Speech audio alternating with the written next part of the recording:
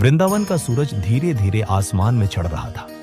वह सुबह की ठंडी हवा के साथ अपने विशिष्ट खुशबू का संदेश लाता था। इस समय एक साधु अपने सरल से वस्त्र में, हाथ में थोड़ा सा बैग लिए शहर की गलियों से गुजर रहा था। उसकी आंखों में शांति और चेहरे पर हल्की मुस्कान थी। साधु कई दिनों से वृंदावन में ठहरा हुआ था। वह मंदिरों की ओर जाता, भक्तों का अभिवादन स्वीकार करता और अपने अंदर की भक्ति को और गहरा करता। उसके लिए वृंदावन केवल एक शहर नहीं था, बल्कि एक ऐसी भूमि थी जहां हर पथ, हर पेड़ और हर जीव में भगवान की उपस्थिति महसूस होती थी। साधु ने कुछ दिन यहीं बिताए। वह सुबह जल्दी उठता, मंदिर जाता, दीपक और प्रसाद अर्पित करता और भक्तों को आशीर्वाद देता। कई बार वह गलियों में चलता और वहां के बच्चों से हल्की हल्की बातें करता। उसका जीवन साधारण था, पर हर कर्म में गहरी भक्ति और ध्यान था।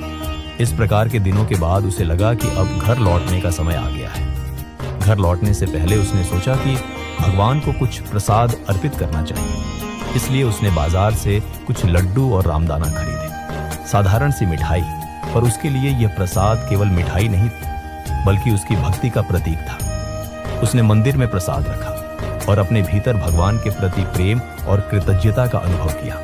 जब रात हुई तो वह आश्रम में सो गया, क्योंकि सुबह की ट्रेन पकड़नी थी। वह जानता था कि उसकी ट्रेन मुगल सराय से होकर पटना जाएगी और उसे वहां पहुंचने में कई घंटे लगेंगे। सुबह हुई, साधु उठा, हाथ पैर धोए और ट्रेन के लिए तैयार हुआ।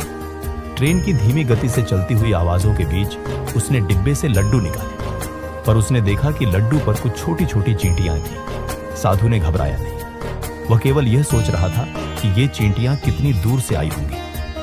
उनका जन्म वृंदावन में हुआ था और अब वे इतने दूर यात्रा करके यहां पहुंची थी। साधु के हृदय में दया का भाव जाग उठा। उसने चींटियों को सावधानी से हटा दिया और एक दो लड्डू खा लिए।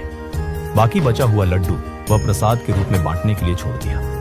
लेकिन साधु का मन शांत नहीं था। उसे लगा कि उसने इन छोटे प्राणियों से उनका धाम छीन लिया। वह सोचने लगा कि उन्हें वृंदावन की मिट्टी से दूर लाना उनके लिए उचित नहीं था।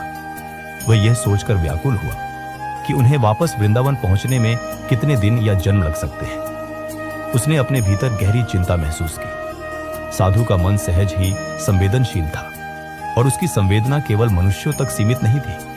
हर जीव, हर प्राणी, हर चींटी भी उसके लिए महत्वपूर्ण थी। साधु ने डिब्बे को सावधानी से संभाला और ठान लिया कि उसे इसे वापस ले जाना चाहिए। वह वापसी की योजना बनाने लगा। ट्रेन मुगल सराय पहुंची। साधु ने हाथ पैर धोए और डिब्बे को अपने पास रखते हुए सोचने लगा कि कैसे इसे वापस लौटाया जाए। उसकी आंखों